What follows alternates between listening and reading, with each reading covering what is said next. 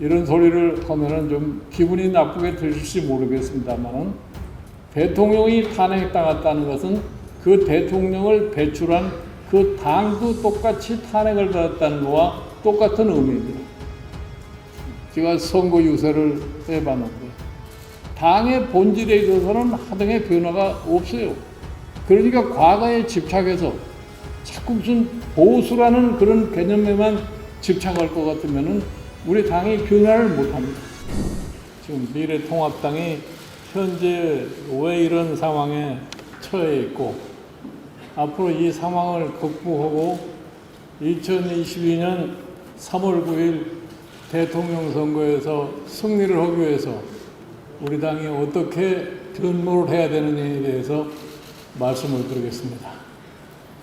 여러분들이 잘 아시다시피 지난 4월 15일 총선에서 우리 당이 과거 한 번도 경험해보지 못했던 엄청난 패배를 갖다가 겪을 수밖에 없었습니다.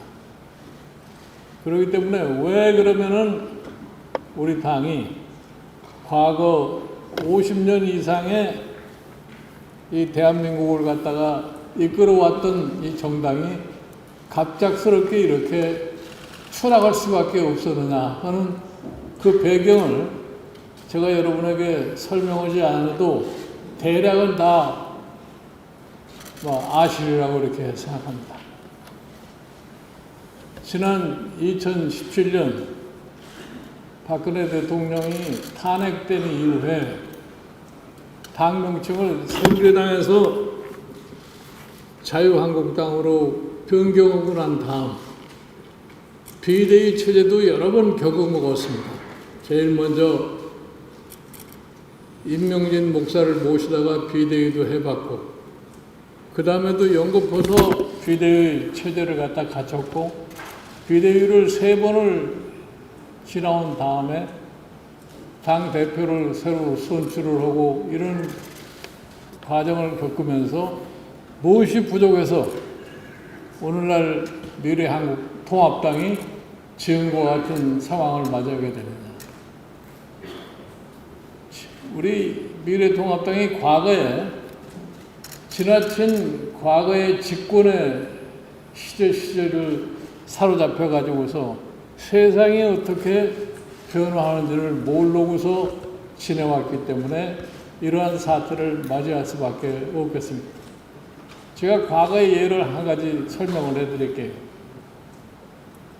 우리가 지난 2011년에 서울시장 보궐선거에서 참 당시에 무소속의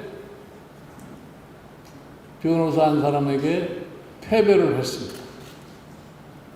그때 그 패배가 무엇을 의미했다 하는 것을 갖다가 당시에 한나라당이 인식을 했기 때문에 그런 상황을 가지고는 도저히 참 우리가 선거를 승리를 이끌 수 없다 이렇게 그래서 박근혜 당시에 의원을 비상대책위원장으로 모시고서 비대위를 발족을 한 겁니다.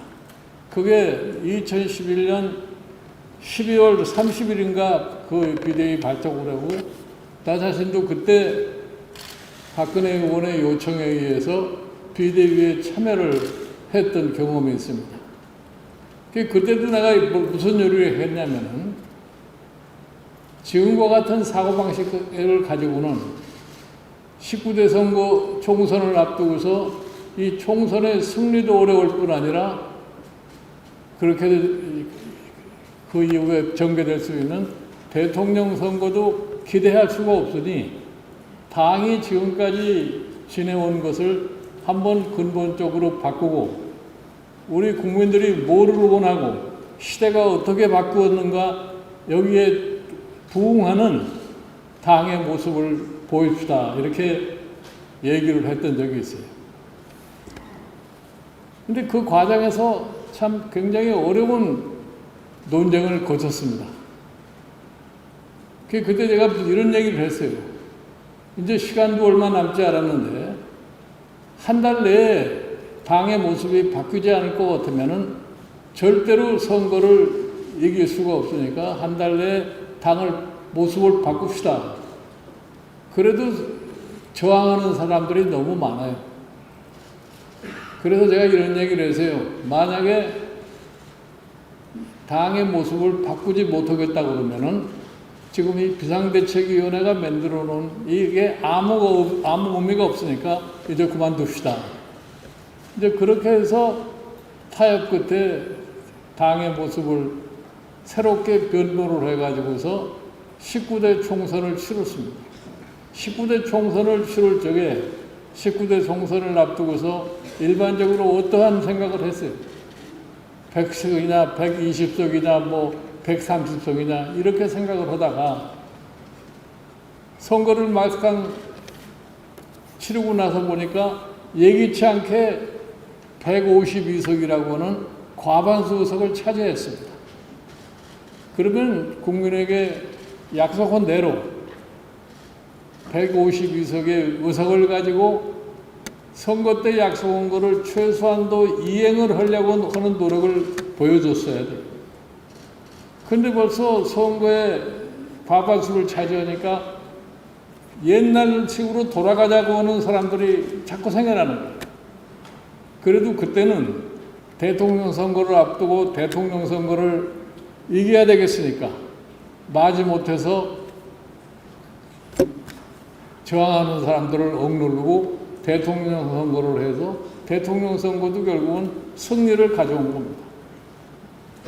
그래서 제가 그 당시에도 그 진행하는 과정을 참 면밀하게 관찰을 해봤는데 대통령 선거가 끝나고 승리가 되니까 그 다음에는 일반 소위 국민들에게 약속을 한 대통령 선거의 가장 큰 공약을 글씨 자체를 전부 다 지워버립니다.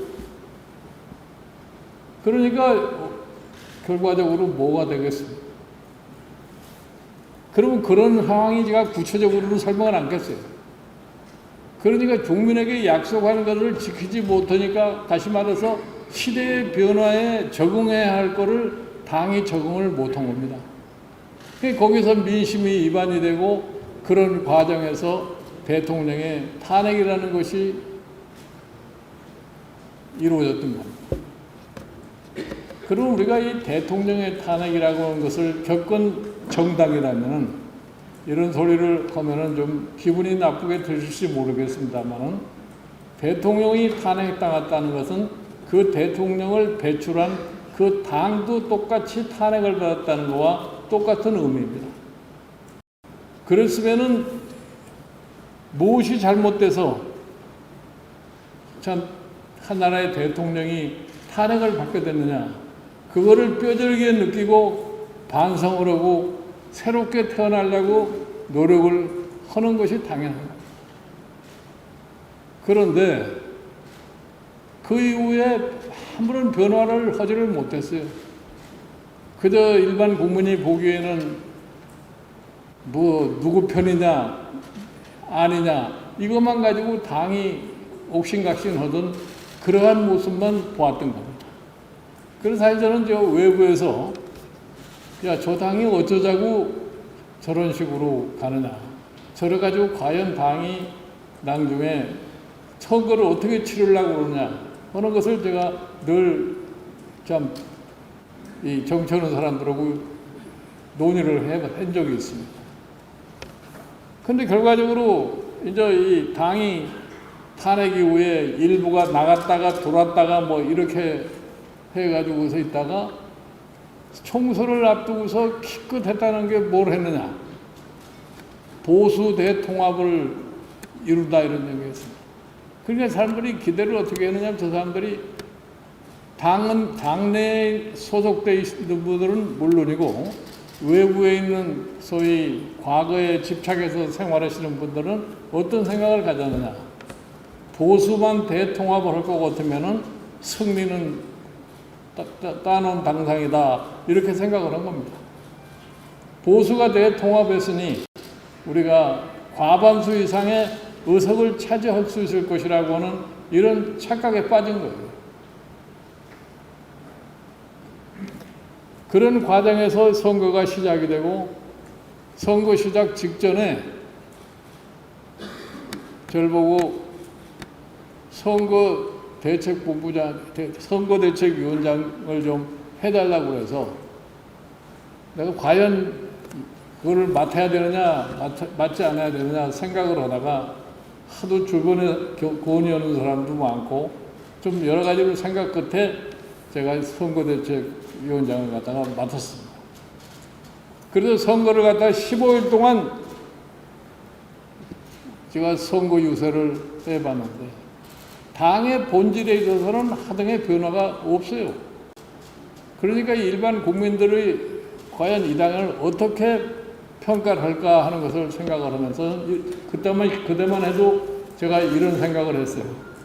그래도 문재인 정부가 지난 3년 동안에 별로 해놓은 게 없으니까 소위 정권에 대한 소위 잘못을 평가하기 때문에 그래도 미래통합당에게 상당수의 의석을 주지 않겠느냐 하는 이런 생각을 갖다가 하고서 유세를 하고 다녔는데, 그런데 예기치 않게 이 코로나 바이러스라고 하는 하나의 급작스러운 외적 요인이 튀어나와가지고 결국은 그 코로나 바이러스라고 하는 것이 이번 선거에는 적지 않은 영향을 갖다 미침으로 해가서 참 미래통합당에 하나의 커다란 패배를 갖다가 안겨줬습니다. 그러니까 우리 미래통합당에 참 여러 의원님들이나 당원들이나 미래통합당에 애착을 가졌던 분들이 많은 실망을 갖다가 하고 있다고 생각합니다. 그래서 저는 오늘 여러분에게 말씀을 드리면서 강조하는 것이 뭐냐, 너무 이렇게 시리에 빠지지 마십시오 하는 얘기를 합니다. 우리가 여기에서 당을 다시 쇄신하고 변화를 갖다 가져올 것 같으면은 다음 2022년 3월 9일 대통령 선거에서 우리가 다시 집권을 할 수 있고, 우리가 다시 집권을 할 때 그때 가서 우리의 지금까지 가져왔던 우리의 역량을 발휘할 수 있고, 그 다음에 이루어지는 지자체 선거, 총선 이렇게 해서 우리가 옛날의 모습으로 다시 돌아갈 수 있다고 저는 생각합니다. 그런데 만에 하나라도 지금도 과거에 사로잡혀서 자꾸 과거 얘기만 하고 별로 변화의 모습을 보이려고 그러지 않을 것 같으면은 그 희망을 갖다가 이룰 수가 없습니다. 그래서 저는 여러분에게 강조하고 싶은 것이 뭐냐, 세상이 변하면은 사람도 변합니다. 사람이 변하면은 정치하는 정당이라는 것은 그 변화하는 사람들의 욕구에 부응할 수 있는 그런 능력을 갖다 가져야만이 정당으로서의 생동감을 가질 수가 있다는 것을 말씀을 드립니다. 지금 여러분들이 언론지상을 통해서 많이 들으시리라고 생각을 하는데, 지금은 경제, 이 정치, 이 모든 것이 굉장히 빠른 속도로 변합니다. 흔히들 얘기하는 앞으로 4차 산업 얘기를 하면은 빅데이터가 어떻고, 그 다음에 인공지능이 어떻고, 이런 얘기를 많이 합니다. 그러면 그러한 것들도 정치하는 곳에 어떻게 응용을 할 수 있느냐를 생각을 해요. 우리가 옛날 방식으로다가 선거 때 표를 얻으려고 생각할 것 같으면 우리가 이 변화된 상황에서 변화된 이런 도구들을 사용을 해가지고서 유권자를 사로잡을 수 있는 그러한 노력을 하지 않으면 절대로 되지 않습니다. 제가 여러분들에게 말씀드리고 싶습니다. 우리 미래통합당은 대한민국 누구 보고 물어봐도 이 정당은 어떤 정당이냐 그러면은 보수 정당이라고 얘기를 해요. 미래통합당을 갖다가 무슨 개혁 정당 혹은 진보 정당이라고 얘기하는 대한민국 국민은 한 사람도 없을 겁니다. 그러니까 과거에 집착해서 자꾸 무슨 보수라는 그런 개념에만 집착할 것 같으면은 우리 당이 변화를 못 합니다. 이 보수라는 말이 우리 일반 유권자들이 미래통합당을 생각할 때 저 보수는 기득권을 보호하는 사람, 부자만을 좋아하는 사람, 좋아하는 거. 이런 식의 낙인을 찍어가지고는 절대로 새로운 소위 유권자들의 표를 우리가 확보할 길이 없습니다. 지금 이번 선거에서도 드러났습니다만은 30대, 40대 유권자들이 미래통합당에 대해서 가장 부정적인 그런 태도를 갖다 보이고 있습니다. 그럼 왜 그 사람들이 미래통합당에 대해서 부정적인 태도를 보이고 있느냐? 여러분들이 아마 잘 아시다시피 우리나라에 지금 30대, 40대가 대한민국에서는 가장 교육을 많이 받은 사람입니다. 이 교육을 많이 받은 사람이기 때문에 세상의 흐름을 갖다가 다른 사람보다도 더 잘 알고 있어요. 그 사람들이 가장 싫어하는 것이 뭐냐 할 것 같으면은 정의롭지 못하고 공정하지 못하고 평등하지 못하고 이거를 가장 싫어하는 것이 30대, 40대입니다. 그러면 우리가 미래를 내다봤을 적에 미래통합당으로 뭘 해야 되느냐? 우리도 똑같이 불공정을 갖다가 해소하려고 애를 써야 되고 불평등을 해소하려고 애를 쓰고 불공평을 해소하려고 애를 쓰는 정당의 모습을 보여야만이 그러한 유권자들로부터 지지를 획득할 수가 있습니다. 이러기 위해서 우리가 굉장히 많은 노력을 해야 되는데 그래서 제가 이런 얘기를 합니다. 미래통합당이 앞으로 뭐를 기반으로 해서 살아야 되느냐. 저는 미래통합당의 기초를 까는 것은 사회적인 약자를 우리 당의 기본으로 깔고 약자의 편에서 우리가 이 나라를 어떻게 끌고 갈 것이냐 하는 것을 추구했을 적에 우리가 많은 국민으로부터 지지를 획득할 수 있다고 생각을 합니다. 그러니까 기본적으로 뭐를 강조하고 싶으냐면은 여러분들이 지금까지 가져왔던 사고의 좀 전환을 갖다가 빨리 하셔야 된다는 말씀을 드립니다. 우리가 이 사고의 전환을 해야만이 새로운 시각에서 사물을 보는 사람들을 우리 편을 만들 수가 있습니다. 지금 우리가 과거에 52년을 제가 정확하게 생각하니까 이 나라를 다스렸어요. 과거에 우리 참 쭉 처음에 뿌리서부터 지금까지 생각하면은 우리 정당이 52년을 나라를 갖다가 다스렸는데 왜 어느 날 갑자기 이렇게 부서져 버렸느냐.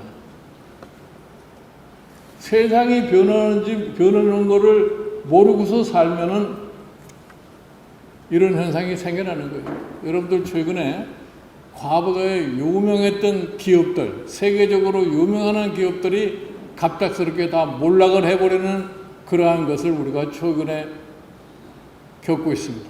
그 사람들이 몰락할 수밖에 없는 거예요.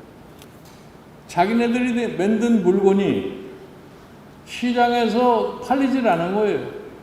즉 소비자가 원하지 않은 물건을 만들고 세상이 변해서 새로운 무수히 많은 상품이 나오는데 종전의 상품만 집착을 해가지고 내놓으니까 그 상품이 팔리질 않아요.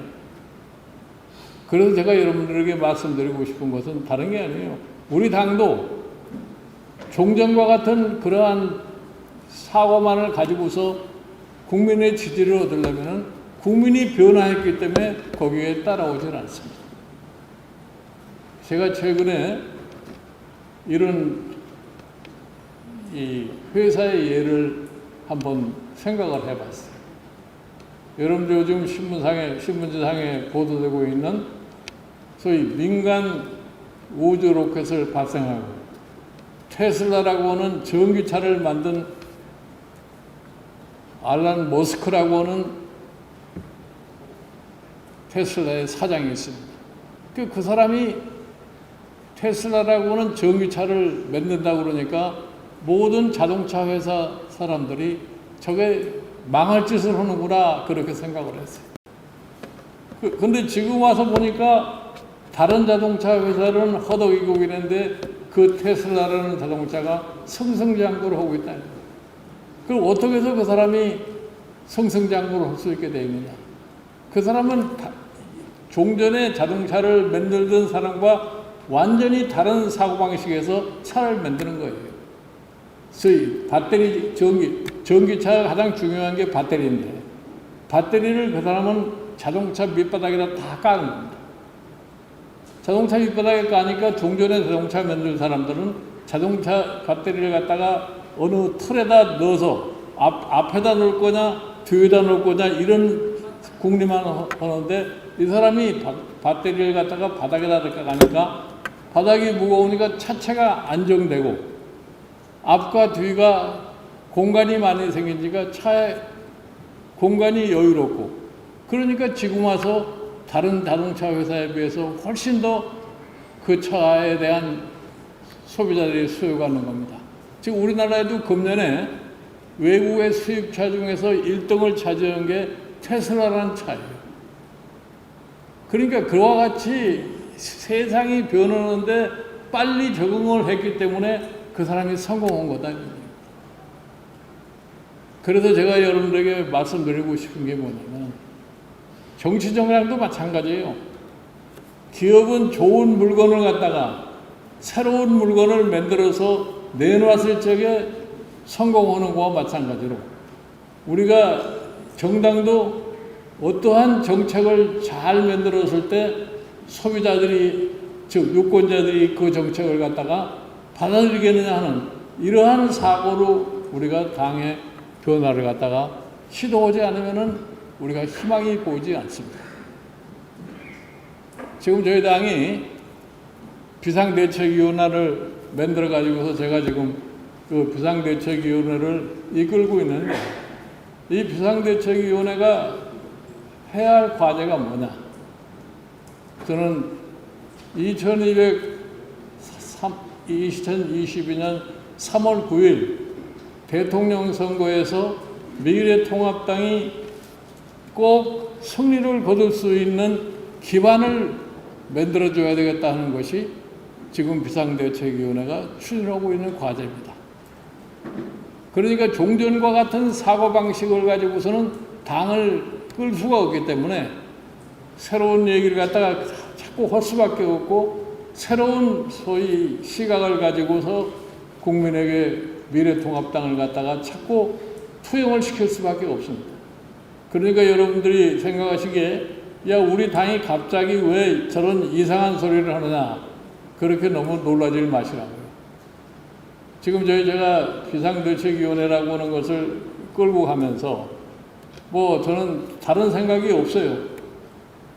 제가 맡은 이 비상대책위원회 책임을 맡은 그 순간서부터 우리 미래통합당이 가야 할 길이 뭐라고 하는 좌표를 갖다가 저는 그리고 있습니다. 그러니까 우리 미래통합당이 일정한 병에 걸려서 지난 선거에 그러한 패배를 받았기 때문에 우리 미래통합당에 대한 진단을 정확하게 하고, 대략 우리 미래통합당이 무엇 때문에 지난 선거에서 역대 한 번도 겪어보지 못했던 엄청난 패배를 갖다가 당하게 됐는데, 그 연유가 뭐냐? 대략 그 연유라고 하는 것은 거의 진단을 완료를 했습니다. 그래서 그 진단을 바탕으로 해서 처방을 할 수밖에 없고, 그 처방을 해야만이 미래통합당을 저는 고칠 수 있다고 생각합니다. 환자가 병을 제대로 치료하려고 하면 의사가 진단을 정확하게 할 수 있어야지 약 처방을 제대로 하고, 그래야 환자가 다시 살아날 수 있는 겁니다. 이와 같은 방식으로 미래통합당의 앞으로 미래를 설계를 해나갈 그런 지금 계획을 가지고 있기 때문에 여러 의원님들이 적극적으로 용기를 잃지 마시고 이 미래통합당에 다시 옛날의 영광을 다시 찾을 수 있도록 적극적으로 새로운 당원을 발굴하시고, 좀 우리 당이 좀 젊어져야 돼요. 전 젊은 새로운 당원들을 많이 발굴하셔서 그걸 바탕으로 선거 체계를 갖다가 좀 해주십사 하는 말씀을 당부를 드립니다. 저희가 이 비상대책위원회에서 전국적으로 일반 국민에게 참 피부에 와서 닿을 수 있는 그런 소위 정책적인 상품은 계속해서 저희가 개발을 해 나갈 거예요. 그런데 그거를 여러분들께서는 중앙당에서 그러한 노력을 하면은 이거를 일반 국민들에게 전파하고 국민들에게 동의를 얻을 수 있는 노력은 여러 의원님들이 함께 해 주셔야만이 실질적인 효과를 갖다가 거둘 수 있다고 하는 것을 말씀을 드립니다. 여러분들이 제가 이 선거를 경험을 많이 해봤어요. 제가 사실은 굉장히 참 어렸을 적 나이서부터 선거 경험을 많이 해봤는데, 제가 초등학교 지금 5학년 때쯤 됐을 겁니다. 그때 우리나라의 제2대 국회의원 선거를 할 때예요. 1950년 6.25 사변 나기 바로 직전에 대한민국 2대 국회의원 선거를 제가 그때서부터 선거 체험을 해봤는데, 여태까지 참 잘 수용하시기 어렵지 모르지만 선거를 가서 보고서 예측을 해서 별로 실패한 적이 없어요. 그래서 제가 다른 거는 잘 모르겠습니다만은 일반 국민의 의식의 변화가 얼마만큼 표에 연결을 진다는 것을 갖다가 어느 정도는 파악할 수가 있습니다. 그러니까 여러분들이 아마 기억이 심하실 거예요. 2002년 대선 당시에 한나라당의 이회창 후보께서 노무현 후보한테 한 50만 표 가까이 져서 패배를 했습니다. 그 선거는 냉정하게 따져보면은 절대로 실패해서는 안 될 선거였어요. 그 왜 실패했느냐? 우리가 1997년에 IMF 사태라는 걸 만났어요. IMF 사태를 만나가지고서 IMF 사태를 극복을 했다고는 합니다만은 IMF 사태로 인해서 어떠한 형태가 벌어졌냐면 우리 사회의 양극화가 벌어지기 시작한 겁니다. 그 양극화가 벌어진다는 말은 무슨 말이냐면은 소위 한쪽은 굉장히 큰 부유층이고 상당수의 사람들이 참 소득이 줄어드는 불평등의 그런 사회가 심화되고 있다는 것이 양극화라고 얘기를 하는 겁니다. 그런데 당시에 선거하는 양상을 보면은 당시에 한나라당의 이회창 후보께서는 주로 소위 기득권 보호층의 편에 선 그런 말씀만 많이 하시고, 상대적으로 노무현 후보라는 사람은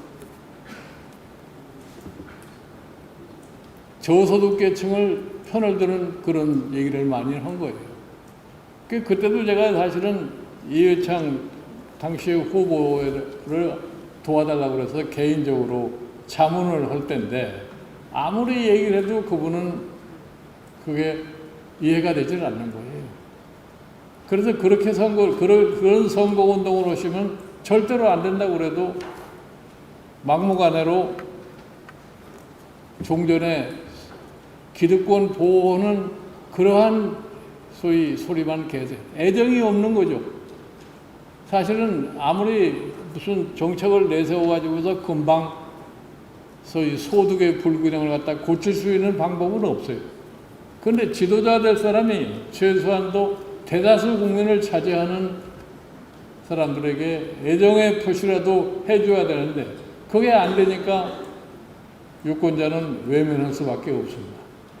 거기에서 사실은 이 우리나라의 유권자의 진영 자체가 변모르기 시작을 했는데, 그렇게 해서 서민 위주로 당선됐다고 한 노무현 대통령이 결국 가서 말년에 그분도 결국은 경제의 실패를 가져오게 되니까 일반 국민이 생각하기에 야, 이제는 그래도 경제를 좀 아는 사람을 대통령을 뽑아야지 해서 경제대통령 부르짖다 보니까 당시에 이명박 대통령이 대통령을 쉽게 당선될 수 있었던 거예요. 그런데 이명박 대통령 시절에도 일반 국민이 느끼기에 저 경제대통령이 되면 우리의 생활이 좀 펴질 줄 알았는데, 저 경제대통령을 뽑아도 별로 생활이 펴지지 않는다 하는 이런 느낌을 받은 거예요. 그러니까 이명박 대통령 중간에 한나라당의 지지도가 벌써 꺾이기 시작했던 겁니다. 그 여파로다가 결국은 서울시장 보궐선거에서 그냥 무소속의 사람한테 제도권 정당이 져버리고 만 거예요. 그래서 저는 여러분들에게 우리가 희망을 가질 수 있는 말씀을 한마디 드리면은, 이 코로나 바이러스로 인해 가지고 결국은 지난번 선거가 현직 여당이 승리할 수 있는 하나의 좋은 계기를 제공한 건 틀림없는 사실이에요. 물론 조금 전에 제가 말씀드린 대로 과거에 박근혜 대통령 탄핵 이후에 자유한국당, 미래통합당을 거치면서 당 스스로가 시대의 변화와 국민의 의식의 변화에 부응을 하지 못해서 본질적으로 승리를 가질 수 있는 여건은 확보를 못했지만, 거기에 덧붙여서 이 코로나 바이러스라는 것이 선거에 상당한 영향을 미쳤다는 건 사실입니다. 그런데 저도 이 경제를 어느 정도 공부를 한 사람으로서 현재 우리나라 경제 여건을 보면은 이 코로나 바이러스 이후에 과연 경제 상황이라는 것이 정상적으로 원래 상황대로 회복이 되겠느냐, 그렇지 않으면은 오히려 더 어려워지지 않겠느냐 하는 이러한 것이 지금 우리의 현실입니다. 그래서 우리가 지금 현재 우리나라가 직면하고 있는 경제 상황, 여러 가지 사회적인 상황, 이러한 것을 철저하게 분석을 하고 거기에 합당한 정책 대안을 제시를 해서 그것이 바로 유권자가 원하는 소위 상품이 되면은 우리가 대통령 선거에 큰 희망을 가지고 임할 수 있다고 말씀을 드립니다. 그래서 지금 우리 당에 아직까지 내가 미래통합당의 대통령 후보가 되겠다 하시는 분이 아직은 노골적으로 아무도 안 계세요. 그래서 제가 보기에 아마 금년 연말이 가기 전에 아마 그런 분들이 한두 분 나오지 않을까 이렇게 생각합니다. 그렇기 때문에 여러분들께서 아마 판단을 잘 하시리라고 믿기 때문에 지금 우리 미래통합당이 현재 당면하고 있는 이 어려움을 극복하시는데 여러분 한 분 한 분들이 희망을 가지시고 우리가 조금만 더 노력을 하고 종전의 사고에서 탈피해서 새로운 시대에 우리도 같이 적응한다고 하는 이러한 자세를 가지시면은 우리 통합당의 미래가 결코 어둡지만 않다는 것을 여러분에게 말씀을 드리고 용기를 갖고 한번 우리 2022년 3월 9일까지 우리 통합당이 다지설 수 있도록 최대의 노력을 경주해 주시라는 이런 말씀을 드립니다. 감사합니다.